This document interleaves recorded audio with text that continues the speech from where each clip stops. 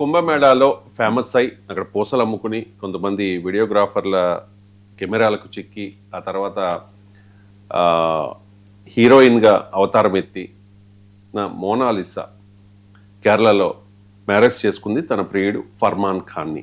తిను హిందూ, మోనాలిసా అలాగే ఫర్మాన్ ఖాన్ ముస్లిం కాబట్టి ఇక్కడ లవ్ జిహాద్ జరిగింది, తనని ట్రాప్ చేశారు అనేది తన తండ్రి వాదన. సో ఆయన కంప్లైంట్ ఇచ్చే ప్రయత్నం కూడా చేశారు. ఏంటి పెద్ద ఎత్తున చర్చ జరుగుతోంది ఎంజీరావు గారు ఈ మోనాలిసా పెళ్లి విషయంలో. ఇది లవ్ జిహాదా, కావాలనే ట్రాప్ చేశారా? అసలు విషయం ఏంటి, వాస్తవం ఏంటి?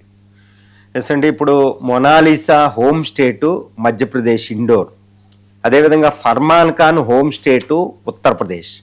వీళ్ళ పెళ్ళి ఉత్తరప్రదేశ్లో జరగలేదు, మధ్యప్రదేశ్లో జరగలేదు. వీళ్ళ పెళ్ళి జరిగింది కేరళ. అక్కడ కమ్యూనిస్టు ప్రభుత్వం ఉన్న కేరళలో అక్కడ పోలీస్ ప్రొటెక్షన్తో ఒక టెంపుల్లో హిందూ సాంప్రదాయం ప్రకారమే కేరళలో వివాహం జరిగింది. కానీ హోమ్ స్టేట్లో జరగలేదు. ఈయన పెళ్లి కొడుకు బ్రైడ్ గ్రూము, బ్రైడ్ ఇద్దరు హోమ్ స్టేట్లో జరగలేదు. ఎందుకంటే అక్కడ బీజేపీ అధికారంలో ఉంది. అక్కడ పోలీస్ ప్రొటెక్షన్ అనేది కుదరదు కాబట్టే వాళ్ళు కేరళ స్టేట్ వచ్చారు. ఎందుకంటే కేరళ అనేది కొంచెం ఎక్కువ సెక్యులర్ రాష్ట్రం. అక్కడ ఇలాంటి వివాహాలకు వాళ్ళకి మద్దతు ఉంటుందని వాళ్ళు అక్కడికి వెళ్ళి అక్కడ పోలీస్ ప్రొటెక్షన్ కోరుకుని కేరళలో తిరువనంతపురం దగ్గర వాళ్ళు మ్యారేజ్ చేసుకోవడం జరిగింది. ఇప్పుడు ఇది లవ్ జిహాదా కాదా అంటే ఇక్కడ చాలా విమర్శలు వస్తున్నాయి. ఎందుకంటే 1924, 25లోనే మనకు లవ్ జిహాద్ కాన్సెప్ట్ ఉండేది. అప్పట్లో హిందూ మహాసభది ఇవి ముస్లింలు ఏంటంటే హిందూ స్త్రీల్ని అబ్డక్ట్ చేసి కిడ్నాప్ చేసి మ్యారేజ్ చేసుకుని కన్వర్షన్ చేసేవారు, బలవంతమైన కన్వర్షన్స్. కాబట్టి ఇది ఒక లవ్ జిహాదు. కాబట్టి ఇటు క్రిస్టియన్స్ ఇటు హిందూ స్త్రీల్ని ఇలా కన్వర్ట్ చేశారని అన్ని మతాల నుంచి ఆరోపణ ఉండేది. ఇప్పుడు ఇది 2014, మళ్ళీ 2001 సంవత్సరంలో ఒక్కటి వచ్చింది. 2014 మోడీ గారికి అధికారంలోకి వచ్చాక ఈ లవ్ జిహాద్ వ్యవహారం అనేది చాలా పెద్ద స్థాయిలో జరిగిందనమాట.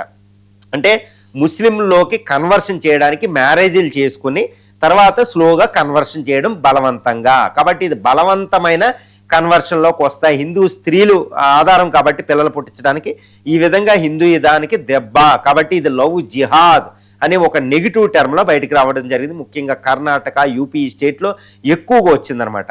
కానీ ఇక్కడ ఇంకోటి చూస్తే ఇప్పుడు ఈ వ్యవహారం, ఇప్పుడు మొనాలిసా వ్యవహారం ఏదో కుంభమేళాలో ఒక సెలబ్రిటీ ఫిగర్ స్టేటస్, ఒక పూసలు అమ్ముకునే ఒక చిన్న మామూలు స్త్రీ ఒక సెలబ్రిటీ స్టేట్లో హీరోయిన్ స్థాయికి వెళ్ళడం, ఒక పెద్దగా దేశవ్యాప్తంగా ప్రచారం జరగడం జరిగింది. ఇప్పుడు ఈవిడ హిందూ స్త్రీ, ఇటువైపున ఫర్మాన్ ఖాన్ వీళ్ళు సోషల్ మీడియాలో పరిచయం అవడం, ఈయన కూడా ఒక మోడలింగ్ హీరోయే. ఇప్పుడు ఈవిడ కూడా ఫిలిం కాబట్టి వాళ్ళ లవ్ అనేది అవతరించింది, వాళ్ళు వివాహం చేసుకోవడం జరిగింది. ఇప్పుడు ప్రస్తుతం అది హిందూ వివాహ సాంప్రదాయం ప్రకారమే జరిగింది. ఇక్కడ కన్వర్షన్స్ అనేవి ఏమీ లేవు. కానీ మరి భవిష్యత్తులో మొనాలిసా పరిస్థితి ఏంటి?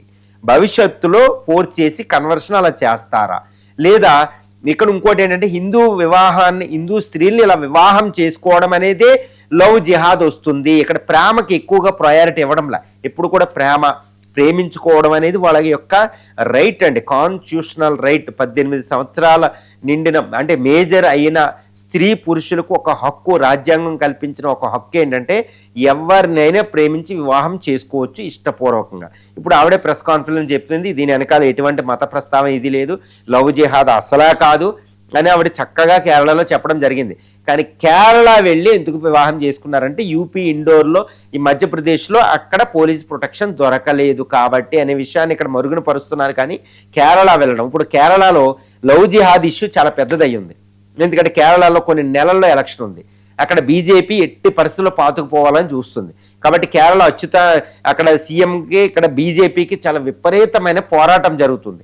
ఇప్పుడు ఈ మ్యారేజ్ అక్కడ అవ్వడం అనేది రాజకీయ రంగు పులుముకుంది. ఇక్కడ చూడండి, రోజుల తరబడి చూస్తే ఇది ఒక పెద్ద ఎలక్షన్ ప్లాంక్ అవ్వబోతుంది. ఇక్కడ ఇండియాలోనే అవ్వబోతుంది. మొనాలిసా ఫర్మాన్ ఖాన్ వివాహం ఇక్కడ కేరళకు సంబంధించి దేశవ్యాప్తంగా అయ్యే ఒక సంచలనమైన విషయం అండి. దీన్ని ఆయుధంగా వాడుకునే విషయం ఉంది. అక్కడ కేరళలో గవర్నమెంట్ ఏం చెప్పిద్ది, హిందూ ముస్లింలకి హిందుత్వ పార్టీ, ఇది మతతత్వ పార్టీ, మిగిలిన మతాలకి ఈ బీజేపీ వ్యతిరేకం, సంఘ పరివార వ్యతిరేకం అని కేరళ ప్రభుత్వం చెప్పుకుంటూ ఉంటుంది. ఇండియా ఇక్కడేమంటారు, ఈ హిందూస్ని కన్వర్షన్ చేస్తున్నారు బలవంతంగా, లవ్ జిహాద్ ఒకటి అనేది ఇక్కడ వీళ్ళు చెప్పుకుంటారు. కాబట్టి ఈ ఒక్క మ్యారేజ్ అనేది ఇక్కడతో అవ్వలేదు. 2017లో చూస్తే హైదీ అనేది ఇలాంటి కన్వర్షన్ వివాహం జరిగితే వాళ్ళ తల్లిదండ్రుల అనుమతి లేదు కాబట్టి కేరళ హైకోర్టు దాన్ని కొట్టివేయడం జరిగింది మ్యారేజ్ని.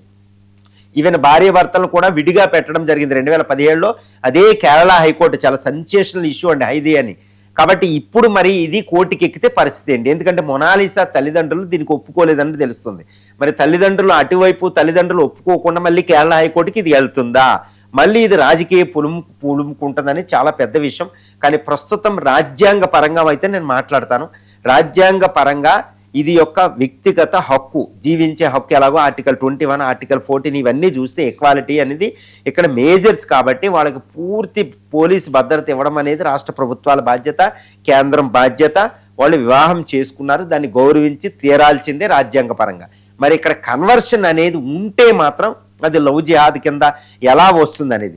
ఇప్పుడు ఇక్కడ భార్యాభర్తలు వీళ్ళు ఏ వివాహంలోకి వెళ్ళిన తర్వాత ఎవరి మతంలోకి ఎవరు మారాలనేది కూడా వాళ్ళకి పూర్తి స్వతంత్రం ఉంది, రాజ్యాంగబద్ధంగా గుర్తుపెట్టుకోవాలి. ఇక్కడ మత స్వాతంత్రపు హక్కు ఆర్టికల్లో 25 నుంచి 28 ప్రకారం ఏ మతాన్నైనా ఎవరినైనా విశ్వసించే హక్కు ఆ సిటిజన్కు ఉంది. కాకపోతే ఇక్కడ బలవంతంగా ఉండకూడదనేదే సంఘ పరివార్ చెప్పేది బీజేపీ. మరి ఈ మతాన్ని ఎటువంటి ప్రేరణ, విద్య అనేది నెపంగా చూపించి మరి ఇక్కడ మ్యారేజ్ చేసుకున్నాక ఒకళ్ళ మతంలో ఒకళ్ళకి వెళ్ళే అథారిటీ కూడా వాళ్ళకు ఉంటుంది, వాళ్ళకు ఇష్టపూర్వకంగా. కానీ అది బలవంతంగా ఉంటే లవ్ జిహాద్కు వస్తుంది. అది ఏది బీజేపీ ఈ సంఘ పరివారం. లేకపోతే అది లవ్ జిహాద్ రాదు. కానీ రాజ్యాంగ పరంగా వాళ్ళకి పూర్తి స్వేచ్ఛ ఉంది. మతంలోకి వెళ్ళడానికి, ఏ వివాహం చేసుకోవడానికి, ఏ మతస్థునైనా చేసుకోవడానికి ఒకటి ఉంది. కానీ ఇక్కడ ఒక విషయాన్ని గమనించాలి. అదేంటంటే మన సంఘ సంస్కర్తలు చెప్పేది, తర్వాత గురజాడ అప్పారావు లాంటి వాళ్ళు పోయముల్లో చెప్పేది, గుర్రం జాషువా చెప్పేది, తర్వాత అందరూ చెప్పేది ఒకటి ఉంటుందండి. ఏంటంటే భారతదేశం ఒకే దేశంగా మనగలగాలంటే కులాల వివక్షతలు, మతాల వివక్షతలు ఇవి ఉండకూడదు. బ్రిటిష్ వాడు పరిపాలించాడంటే మన కులాల్లో ఉన్న ఒక ఇది విభజన, తర్వాత మతాల విభజన వాడు విభజించు పాలించు పరంగా భారతదేశాన్ని విభజించాడు. ఇప్పటికీ భారతదేశంలో కుల వివక్షత, మత వివక్షత అనేది అతి పెద్దదనమాట. మతాల పరంగా, కులాల పరంగానే వివాహాలు అవుతాయి. కానీ మతాలు, కులాలు భారతదేశానికి చెడు చేస్తాయి అనేది ఒక్క మాత్రం మర్చిపోకూడదు. ఎవడి మతం వాడికి ఉండాలి, కానీ పక్క మతం చెడ్డది అనకూడదు. ఎవడు కుల ప్రేమ, నా కులం అని, కానీ పక్క కులం కుదరదు, తక్కువ అని చూపించే ఈ యొక్క దళితుల్ని తక్కువగా చూపించేది చాలా తప్పు. అసలు కులాలే ఉండకూడదు.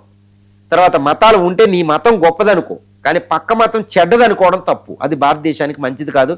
ముఖ్యంగా భారతదేశం అనేది ఒక అద్భుతమైన దేశం, మతాలకి పుట్టినిల్లు. ఏ మతాన్నైనా తనలో కలుపుకోగలదు, అసిమిలేట్ చేసుకోగలదు. ఇక్కడ మతాంతర వివాహాలు, కులాంతర వివాహాలని ప్రమోట్ చేయాలి.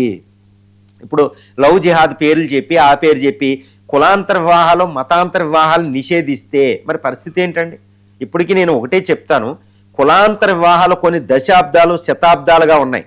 కాబట్టి చూడండి, ఇండియాలో జీన్ పూల్ అని ఒకటి అంటారన్నమాట. ఇండియన్స్ ఆర్ హైలీ ఇంటెలిజెన్స్ అండి. సైంటిఫిక్గా చూసుకుంటే, బయోలాజికల్గా చూస్తే ఇండియన్స్ బ్రెయిన్ అనేది one of the best brain on the globe అనమాట.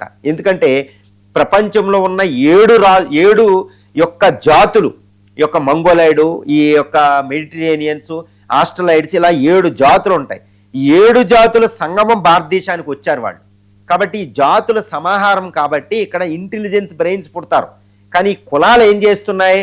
ఎవరి కాళ్ళే డివైడ్ చేశారు. ఈ కులాంతర వివాహాలు లేకపోవడం వల్ల వీళ్ళు ఒకరికొకరు కలిసేది లేదు. అదనమాట.